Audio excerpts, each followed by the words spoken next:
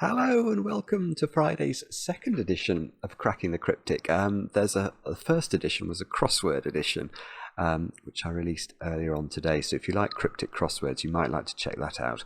But in this video, I'm going to be tackling a new puzzle by juggler Michael Lefkowitz.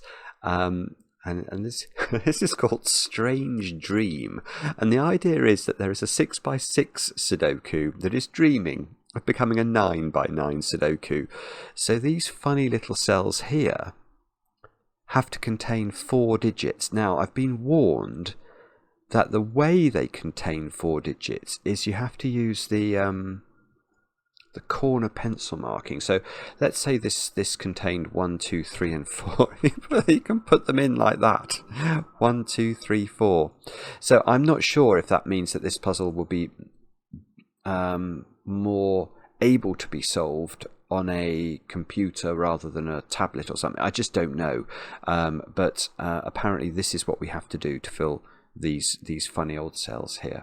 But it's only got 2 stars out of 5 for difficulty, so hopefully approachable stuff and a wealth of recommendations and really lovely comments. Michael is one of the most original people in this fantastic world of variant Sudoku, so I've no doubt this will be stunning as always, and I'll read you the rules in a moment or two's time. Now, a couple of things to mention before we kick off. We are aware we should return to streaming at some point soon, and the current favourite game, the one that's in the lead, is called Monument Valley. Apparently this is a very good game. I know nothing about it. I have downloaded it from Steam this morning. So if any of you have strong views on whether Monument Valley would make a good stream, then do let us know. Drop a comment on the video, and if it looks rosy, then hopefully this coming week we shall begin streaming again. Other than that, over on Patreon we have our brand new Sudoku hunt running. This is the competition for April, the chance to win Emily's rather beautiful, and this doesn't really do it justice, but it gives the colours. You can see the colours here. This is this pillowcase cover, is that the right way to describe it, or cushion cover? It's very, very cool. And look, let's do a quick refresh of the count. So we're on 66 correct solvers of all of the 107 now, creeping up towards 1,000 solvers of the first puzzle.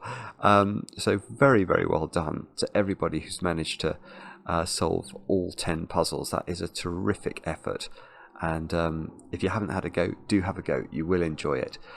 Maverick's just taken off, I can hear. Now, other things. I have some birthdays to do. I think I'm basically caught up post-holiday, so if I haven't read your birthday from last week when I was in Tokyo, and you think, oh, he should have caught up in the last couple of days, then please do let me know, and I'll try and correct that over the coming days. But we're going to wish Rachel a very happy 30th birthday over there in Virginia in the US. Rachel, your husband Nick wrote to me, and Nick has apparently watched the channel every day for 6 years. That is terrific. Thank you for doing that, Nick. And Rachel will listen in too. So Rachel, thank you for your forbearance in that regard. And Rachel, I hope you have a brilliant birthday today, with of course lots of chocolate cake. Next birthday, somebody who's not having chocolate cake, but Phoenix has turned 30 today. Phoenix is a grad student hoping to go into social justice, and I think good luck is needed for a recent job application, so I hope you get positive news in that regard. And look, we've got a copy of Phoenix's vanilla cake. Now, vanilla cake I wouldn't normally write home about, but this looks a very heavily iced cake. It looks pretty delicious to me. So anyway, Phoenix, I hope you get another one of those, and happy birthday for today. And then finally, Mireia, I hope I'm saying your name correctly. I'm guessing it's the Spanish pronunciation, but you've turned 33 today. And I know this because your friend John wrote to us and said that you're spending your birthday in Rome, which should be fantastic. What a city that is. And the two of you have watched the channel together and enjoyed it. So thank you for doing that. And Mireia, I hope you have a great birthday today. And that's all the news. Let's have a look at Strange Dream and see what Michael Lefkowitz has concocted. The rules are as follows. These are quite mad. Place a digit from 1 to 9 in each cell so that every digit appears once in every row, column and box. For clarity, there are 6 rows, 6 columns and 54 cells in the puzzle. So yeah, ordinarily we'd expect there to be 36 cells, 6 times 6. But I guess, yeah, so 6 of the cells contain 3 extra cells, if you see what I mean. So 6 times 3 is 18, 36 plus 18 is 54. So that does make sense. The mathematics of the puzzle makes sense. And then we've got digits along thermometer lines increase starting from the bulb. So this is why this works, because the software arranges the pencil marks in ascending order. So I think that's why Michael has used zigzagged thermometers into these cells, because let's make this 6, 7, 8, 9 instead. It still looks right when you pencil mark it. It's really cool. Digits may not repeat in the cage. So there's a cage here. I'm not even going to be able to highlight the cells in it, because you can see there's sort of, in this cell, 2 of this one's digits are in the cage, and in this one of this one's digits are in the cage. But basically, we can't repeat digits in a cage. I mean, we don't know the total of the cage, but we can't repeat digits in it. And then silent little killer. Each cell with an arrow, there's a cell with an arrow there, contains the sum of the digits on the diagonal pointed to by the arrow. So again, I can do this one. Those 2 digits, whatever is in these 2 cells, you add them up and you write the result in there. So if this was 1 and this was 2, you'd write 3 in there, is how the arrows work. But obviously it's going to be difficult here, because this arrow is pointing at the sort of cell in the northeast corner of the cell, and I can't highlight it individually. So yeah, this is going to be entertaining. Anyway, do have a go. The way to play is to click the link under the video as usual, but now I get to play. Let's get cracking. So I say let's get cracking. It's far from... Can we do something with this cage?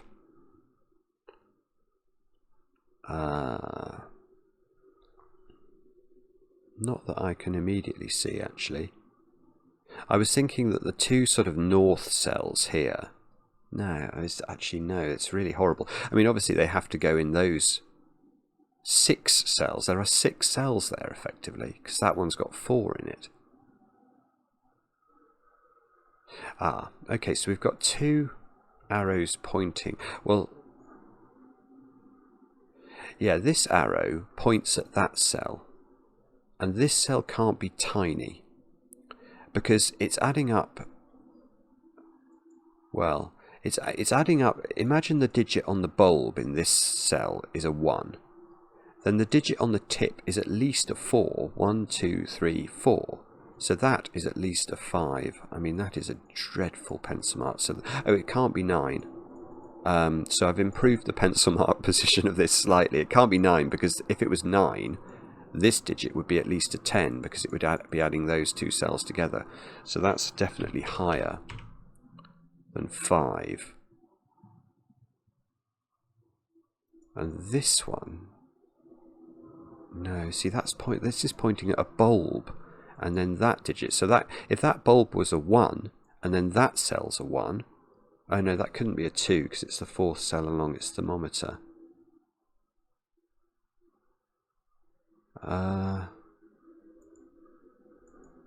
That's got to be no more than 4.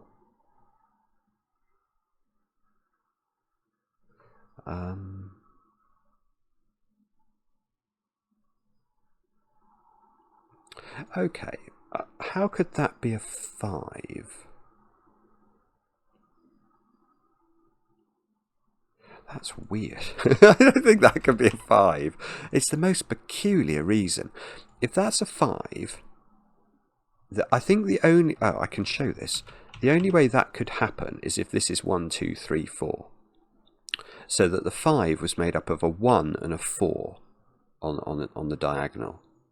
But then this digit would be at least a 6, wouldn't it? Because in the box already we've had 1, 2, 3, 4 and 5. So this would be too high. So I think this digit is not a 5.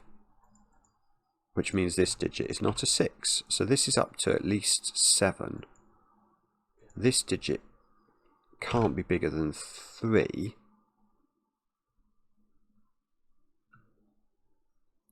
And I mean there are some weird things here. So the third position on this thermometer now can't be a 3. We couldn't do that, could we? Because that would break this. So the third position on this thermometer is now at least a 4, which means that the tip of the thermometer is at least a 5. But that doesn't prevent this from being a 6. If this was a 6 and we had 1 in the corner and then a 5 in the tip, that would be okay.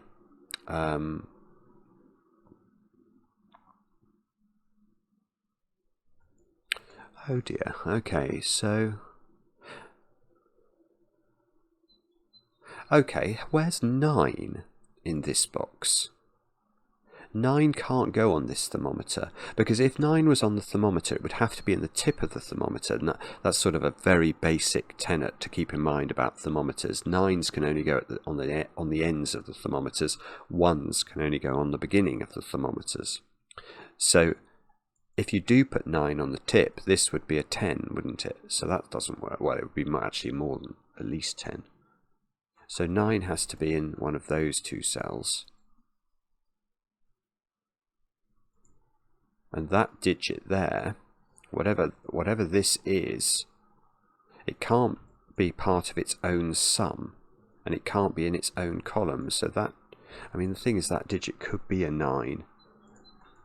But if say that was a 7, that would be a 7-9 pair. That would be a 6.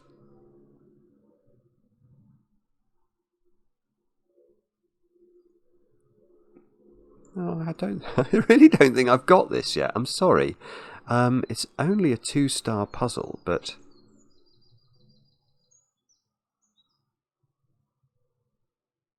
Ah, no. Ah, beautiful. Right. Okay, it's not to do... Well, it's tangentially to do with this, but it's not really. It's to do with that. Look at the southeast cell on this thermometer. Now what we're being told here is that the difference, this is obviously summing the bulb of this thermometer and this digit, but the difference between the bulb here and the tip of the thermometer, it's got to be 3 at least, because I mean, let me just populate this, hang on, to show you what I mean. What I'm saying here is that the tip of the thermometer, because there are 2 digits between the tip and the bulb, the difference between the tip and the bulb is at least 3. And it's represented by this digit. So, or to put it another way, how could that possibly be a 2, for example? That would suggest that these 2 digits here should differ by 2. Well, they don't differ by 2. It's impossible for them to differ by 2. So they do differ by 3.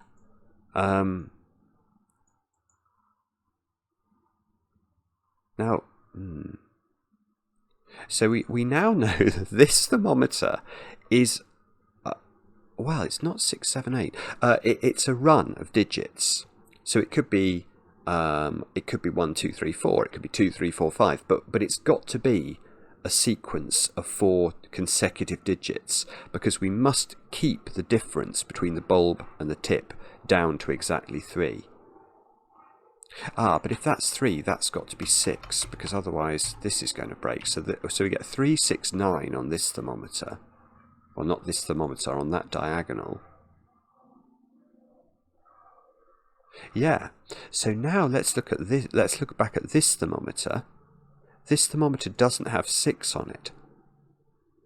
So that rules out so many options. So it can't be 3, 4, 5, 6. It can't be 4, 5, 6, 7. It can't be 5, 6, 7, 8. And it can't be 6, 7, 8, 9. So this is either, I have no way of pencil marking this, it's either 1, 2, 3, 4 or 2, 3, 4, 5. I feel sure that I should know which of those it is. But I'm not sure I do, I'm afraid. Okay, how does this thermometer work? Because we know that the tip is a maximum of 5 now, because we're summing to 6.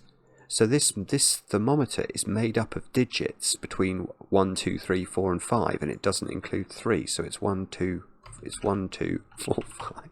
It's got to be 1, 2, 4, 5. These digits are 7, 8, 9 now in the box, and that's not 9.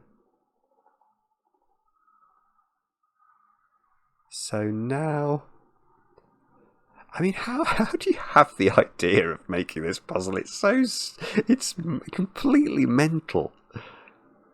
Right, this is quite a big number now. And the way I'm seeing that is that these digits, I think, are those digits, aren't they? Sort of by Sudoku. So these are made up of whopping great digits. So that can't be 9 in the corner, because this digit is the sum of those two. So this digit is 1, 2 or 3. Oh, it's not, okay, it's not 3. It's not 3, because, oh, no, I've got it. Right, yeah, well, let me continue the thought. This is not 3, because then this would be 6, this would be 9, and that would clash. So this is 1 or 2. But remember what we said about this? This is so lovely. This thermometer is a sequence. It's either 1, 2, 3, 4. Well, it's not. If it's 1, 2, 3, 4, that can't exist. So this must be 2, 3, 4, 5. 2, 3, 4, 5. This is a 1. This is, that's not 8, is it? So this has got to be 7 or 8. And that's 2, 3, 4 or 5. And this one is 7, 8 or 9. It can't be 6. And I mean, I must be able to do this now. Hang on, what does this mean? Oh, I'm so sorry. This is bizarre. I can't see what to do at all.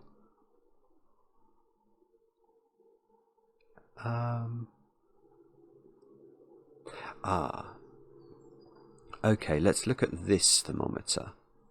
Because the tip of this thermometer is summing the bulb of this thermometer and that digit. So this can't be an 8, because that tip would be a 9 and it would be in the same box as a 9. So that's got to be a 7, I think. Now, does that do anything useful? Let's get rid of the corner pencil mark there. And this, okay, so that tip is now an 8, isn't it? In fact, yeah, I don't know how to show this, but there's a 1 in that bulb, because the sum here must be 7 plus 1 equals 8 on the tip. So that digit is a 7 now, because there is an 8 in this tip. Okay, is there some way I could show this? Hang on. I don't know if there is. Oh, maybe I could. I know what I could do. I could put X's and Y's in. Or does it? Oh no, because it doesn't understand. It doesn't understand that X and Y are sort of middly digits. Oh well, okay, that's a 7 though. So that's a 6. And now we can probably do other things. What can we do with this? We can say that.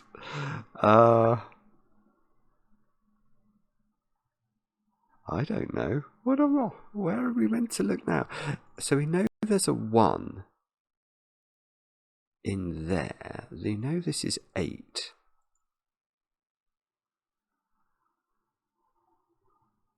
Okay, and the second position on this thermo is not a 2 or a 3, because that would repeat 2 or 3 in the cage of all things. So the second position there is a 4 or a 5. No, it's not. It's a 4. Good grief. Okay, this is completely specified. I hadn't realised this, but it's got 6 and 7 looking at it. So the middly digits here, once the second position can't be a 2 or a 3, which it can't, it has to be 4. So this has got to be 1, 4, 5, 8. That's the only way it can work, because 6 and 7 look at it, and that second position on the thermo can't be 2 or 3 because of the funny cage.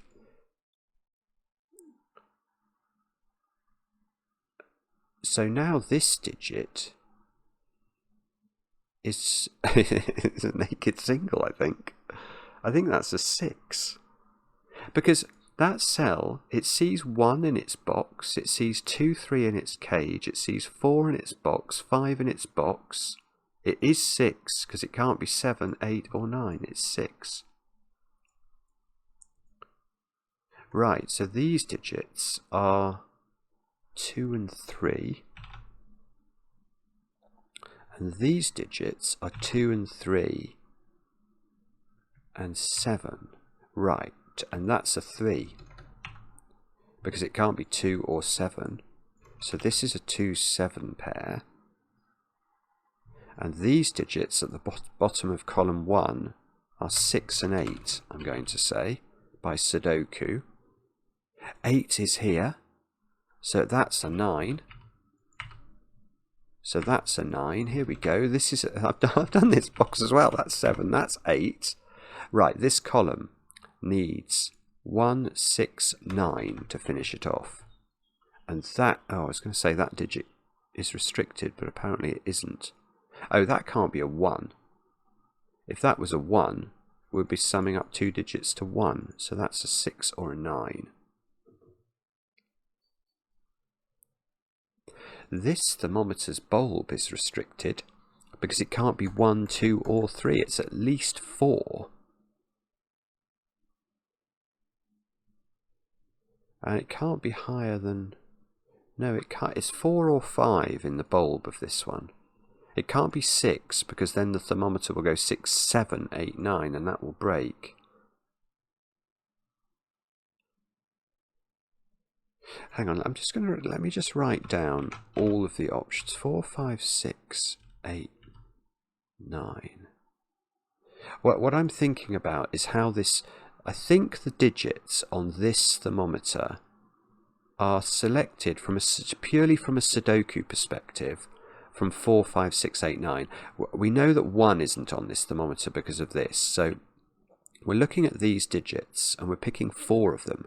But again, it's this point, isn't it? This digit is a 2 or a 3, so the difference between position 2 and position 3 on this thermo is 2 or 3. So this thermo ends 8, 9, is what I'm going to claim. Because whatever I put in the second position, it's got to be 5 or 6. And whichever it is, 7 gets skipped out because we're looking for a digit that's, well, or if it was 5 in the second position, 6 would get missed out because we're looking for a digit that's at least 2 higher than that second position. So this ends 8, 9. It begins with 4, 5, and the second position is 5 or 6. But it has 8 and 9 on it, so this is not a 9. So 9 is definitely down here.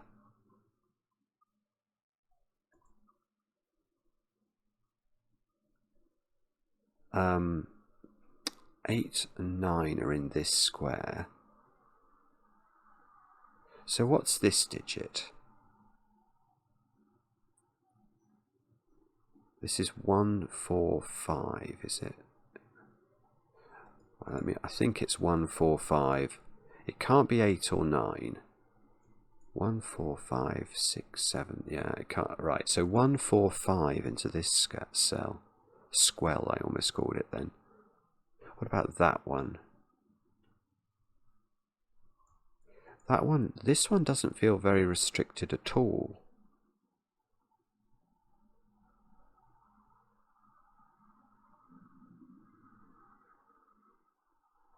If that's 9... Oh, that's beautiful. Oh my goodness me, that's my favourite bit so far. And I've really loved this puzzle. That's not 9. This is a bit more complicated, but it's absolutely gorgeous. Right, why is this not 9? If you can't see it, do pause the video. Give it some beans and see if you can spot why. It's really clever. If this is a 9, not of me, obviously, it's clever of Michael, of Juggler. If this is 9, we know this can't be 8, 1, because there's an 8, 9 at the end of this thermo. I know it doesn't look like it, but there is. We worked that out. So the point is, the only way 9's going to work is like this. And the crucial thing to realise is that these are different digits. Obviously, and it doesn't matter what the order is. One of these is 4. Whichever one is 4, the other is 5. So ask the question, can this thermometer now have 4 or 5 on it? And the answer is no. And yet we know from the work we did before it must have one of those digits on. Because it was selected from 4, 5, 6, 8, 9. So if it doesn't have 4 or 5 on it, there aren't enough digits to be able to go on it. So hang on, so let's just backtrack then to where we were.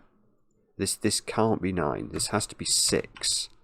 So that's 1, that's 9. That's not 1 anymore. This digit is 2 by the looks of things. Because it can't be 1. So 2, 2, 3, 4. Now this thermo is 5, 6, 8, 9, and that digit is a 4. And that's a 6, and that's an 8. So that's an 8, and this thermo is 1, 3, 5, 7. Is this just finishing then now? have I got more things to think about? Hang on, let's just think this through. So I've got to put 2 into one of these, and 9. So 9, 2, 2, 7. This column has not had a 3. So in theory, this should be 1, 4, 5, 7. 1, 4, 5, 7. And I have no idea if that's right, but it feels like it might be correct. That diagonal is 6 plus 2 equals 8. 2 plus 4 equals 6. It might be right. Let's see. It is right. That is beautiful. What an absolutely beautiful puzzle. Good grief. Well, the 6 by 6 dreamt of being a 9 by 9. And it was really. I think you would, I would, let me be clear, I would struggle to solve this if the options for the various points on the thermo were much more complicated and I couldn't pencil mark them, because I could just about keep that in my head. You know, so I knew, for example, once we worked out there was an 8 and a 9 on here, I could keep in my head the fact that I was making the bulb and the second position from 4, 5, 6. That was doable. But imagine if it got much more complicated than that and you couldn't pencil mark into the individual cells. It's really brilliant, though. It's a brilliant idea, and it's very clever to be able to execute this at all because of the way the software works. So to be able to fill these cells with the pencil marks and then for the machine to know somehow that it's correct is very clever, and I liked it very much. Let me know in the comments how you got on with it. Enjoy the comments, especially when they're kind, and we'll be back later with another edition of Cracking the Cryptic.